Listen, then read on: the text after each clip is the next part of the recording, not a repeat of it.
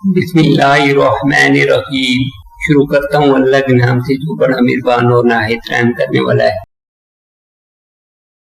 امید آتی زندگی اور موجود آدھی موت ہے۔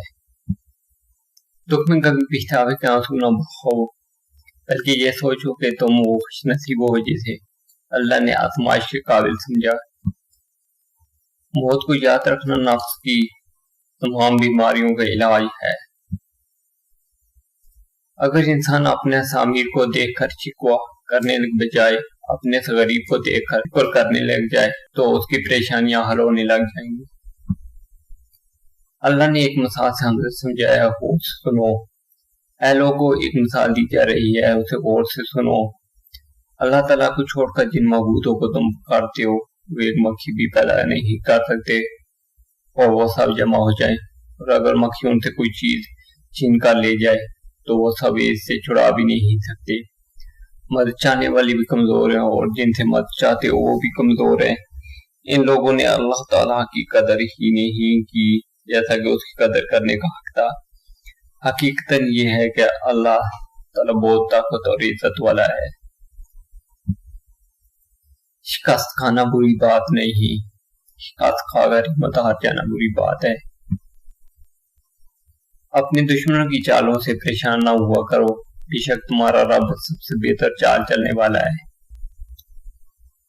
اپنے ضمیر کی عدالت میں ضرور جایا کرو، کیونکہ وہاں کبھی غلط فیصلے نہیں ہوتے۔ بلا شبہ تم میں سے مجھے زیادہ محبوب وہ ہے جن کے تم میں سے اخلاق اچھے ہیں۔ مذاق کی کثرت دشمنی کو کھینچ لاتی ہے۔ اور محمد صلی اللہ علیہ وسلم نے فرمایا، رشوت لینے والا اور رشوت دینے والا دونوں ہی جہنمی ہیں۔ اپنے اخلاق کو خوشبو جیسا بنا لو، اور کچھ نہیں ہی پاس بیٹھنے والا خوشبو تو حاصل کرے گا۔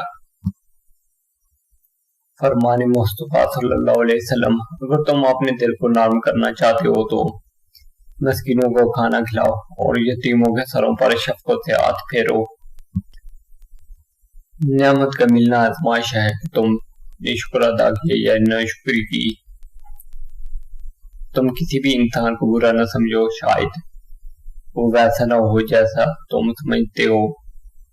حقیقی علم تو اللہ کے پاس ہے اور تم تو لا علم ہو۔ اے میرے اللہ، میری عزت کی حفاظت کرنا ہمیشہ۔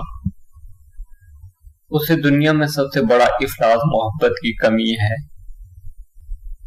رسول اللہ صلی اللہ علیہ وسلم نے فرمایا، جب بھی مومن کی پریشانی، بیماری، رنج و امراض، تکلیف اور غم میں مبتلا ہوتا ہے، یہاں تک کہ اسے کانٹا بھی چبھتا ہے، تو اس کے بدلے میں اللہ تعالیٰ اس کے گناہ معاف کر دیتا ہے۔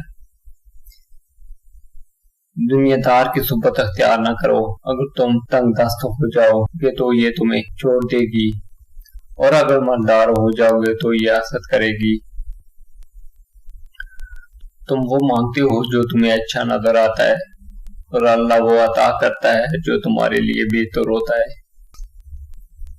دنیا داروں پر اپنے دکھ مت ظاہر کرو کہ یہ وہاں چوڑ ضرور لگاتے ہیں جہاں پہلے سے زخم ہوتا ہے۔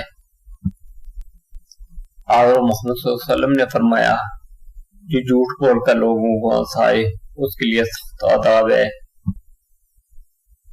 دوسروں کی مدد کریں، اللہ آپ کی مدد کرے گا۔ نبی کریم صلی اللہ علیہ وسلم نے فرمایا، جب تک بندہ اپنے بھائی کی مدد میں لگا رہتا ہے تب تک اللہ تعالیٰ اس کی مدد کرتا رہتا ہے۔